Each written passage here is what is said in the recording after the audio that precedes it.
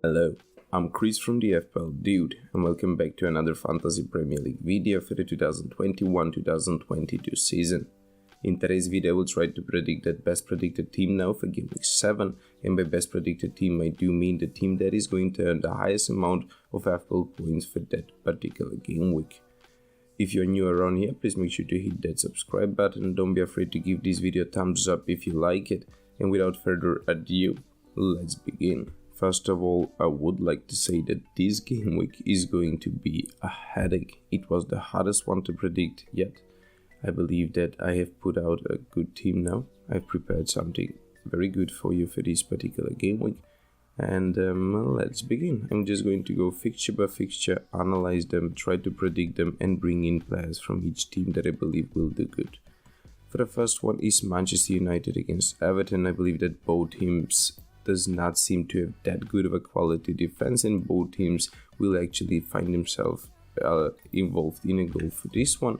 The first player that I'm going to bring in is Ronaldo. I do believe that he does have excellent potential to do good now, especially for this one.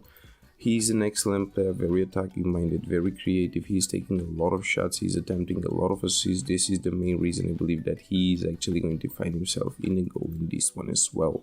As for the second player that I'm going to bring in from these two teams, it's Gray. As I've said, I don't believe that both teams have that good of a defense, but both teams do have excellent attack. Gray is a player that is very attacking minded. He does not come for a very high price. He costs only 5.8 million, guys. But as you can see, he scored a goal game week 2, game week 3, game week 4, blanked in game week 5, and he did manage to get an assist now in game week 6 as well. I believe that this guy is just going to continue to do good. If you don't want to go for Gray, you could potentially even go for Doucouré. He is his teammate, costing 5.5 million. He's a bit cheaper as well, but as you can see, he did score 1 goal game week 1, assist game week 2, 2 assists in game week 4, and a goal now in game week 6. So he does have a total of 5 goals involvement now in 6 games. For that price, I believe that he might just be one of those best players. But why do I go for Gray?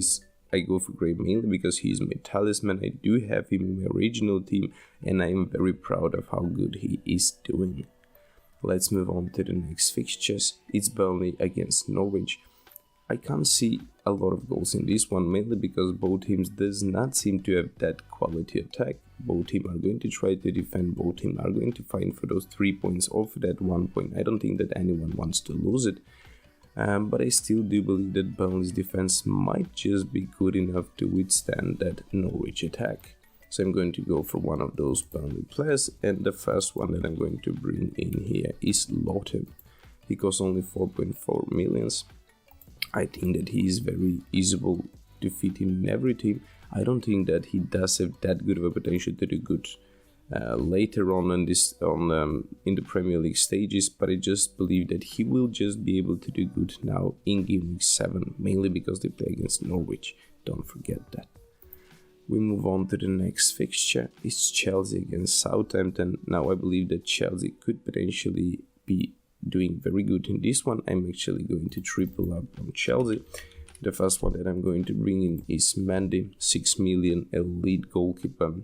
I believe that he does have excellent clean sheet potential in this one. As for the second player that I'm going to bring in is Alonso, 5.8 million. Even though Chilwell has made a comeback now, he did play it for the cup game, I still believe that Chilwell is not fit and ready to be starting the games now. I don't see Alonso playing a full game now. I can see him playing around 60 or 70 minutes, but as long as he keep it clean for more than 60 minutes and get sapped out, that's good enough for me, because he will earn that clean sheet bonus, guys. So even if he does not play a whole game, he's just as good. He's very attacking minded fullback. I believe that he will be changed out around 60 or 70 minutes with Chilwell. I believe that Chilwell does need to be having a bit more playing time before he steps in and be their first player. The next one that I'm going to bring in to this team, it's going to be Lukaku. I do believe that he does have excellent potential to do good in this one. These two guys might just have that best captaincy potential as well, Ronaldo and Lukaku. Which of them has better potential? I believe that it is actually Lukaku, mainly because he plays against Southampton. Ronaldo plays against Everton. Everton are tough opponents, even though their defense is not that good. Everton are extremely tough opponents, guys. We don't even know if Manchester United is going to be able to beat them. But if someone is going to find himself in a goal, I believe it's Ronaldo in that fixture. Let's move on now. That's a triple up for Chelsea. That is the only team that I believe we will be tripling up upon. It's Leeds against Watford next. If you ask me who I was going to go for last year, it was pretty clear. Leeds were just extremely offensive minded. They did score a lot of goals last season. This season, the only thing we see from Leeds is them allowing a lot of goals. So I'm actually going to target a Watford player, and that is Sarr. He does have amazing attacking potential, guys. Not just for this particular game week. Sarr is that good of a player that I believe he will actually be able to continue to do good even through these tough fixtures. As you can see, he scored a goal game week 1, blanked for a couple of games, then scored 2 goals now game week 5, and a goal now in game week 6. That's a total of 4 goals out of 6 game weeks. That makes him a very attacking minded and dangerous midfielder, coming for a very low price of 6.2 millions. Let's move on now. I don't think that we should target many more players from these two teams, as this game is very unpredictable. Wolves plays against Newcastle. Wolves are actually one of the teams that have scored least amounts of goals, and Newcastle have showed quality in their offense. I believe that we could potentially go and target one Newcastle defender, and that is Richie. He costs 5 millions. He's earned only 6 points this season so far, but I still believe that he does have excellent potential to do good, especially in this one, because they play against Wolves. Wolves have Jimenez and Traore. They are very attacking minded, they are very creative, but they're just not good enough. Their target, they don't reach the target. The ball does not reach the target when they have it in their feet. Like when Traore tries to pass, it does not reach the player that needs to be taking the shots or something similar. Jimenez and Traore are taking a lot of shots. Unfortunately, only very low amount of them actually end up in the target, and none of them has ended up behind the goalkeeper in the goal. So this is the main reason I believe that Richie could potentially be able to do good. Now you might ask me, why do you go for Richie? Who is he? I will tell you now. I will show you. Richie is this guy. He does have 17 attempted assists this season, 1 FPL assist so far. I believe that he is very unlucky so far, and he does have 7 shots. That makes him one of the most attacking-minded defenders in the whole Premier League. I will not have him here. Look at that. For attempted assists, he is only ranked 2nd. So he's trying a lot, guys. I believe that he might find himself involved in a goal, especially for this one, mainly because they play against Wolves. Wolves have not been doing that good this season. As you can see, Wolves have allowed 5 goals now, even though they did not have one of those toughest fixtures. And they scored only 2 goals in 5 games, guys. So I believe that Newcastle are actually going to be able to keep it clean in this one. Even though they've allowed 14 goals now in 5 games, they allow goals as crazy. I still believe they will keep it clean. They've allowed goal from Aston Villa because Aston Villa has excellent firepower. They've allowed goals from Southampton. That was a tough game at the beginning. And 4 goals from Manchester United. We know that Manchester United does have excellent attack right now. They do have so many good players and offensive minded. We can move on to the next fixture, guys. Now it's Brighton against Arsenal. To be honest, me myself, I'm an Arsenal fan. I'm a bit blinded when I need to judge Arsenal, but statistically speaking, I believe that Arsenal are not good enough to score a goal against Brighton. Brighton does have very good and quality defense. Arsenal offense have not been showing that high of a quality this season. Let's take a look at them.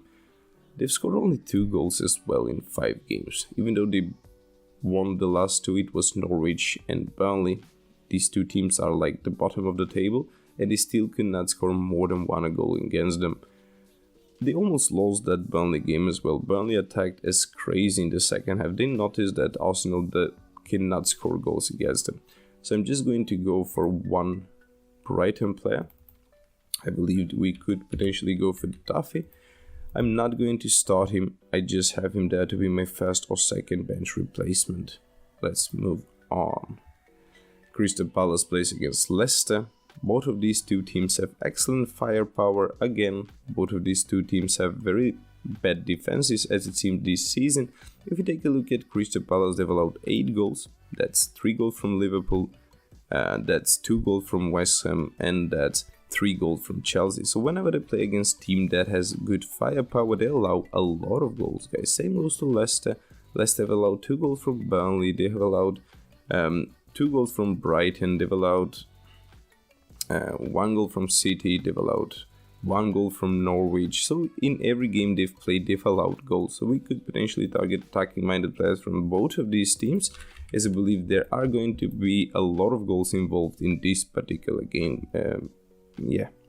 Vardy is the first one that I'm going to bring in, as Vardy has been doing very good this season. Actually, he scored goal in game week 1, goal and assist in game week 3, playing game week 4 and game week 2, while scoring a goal and then 2 goals in game week 5 and 6. I believe that this is only going to continue. He's on penalties as well. He is very attacking minded. He has been very consistent for a couple of years now. It's not a surprise that I believe he will be good.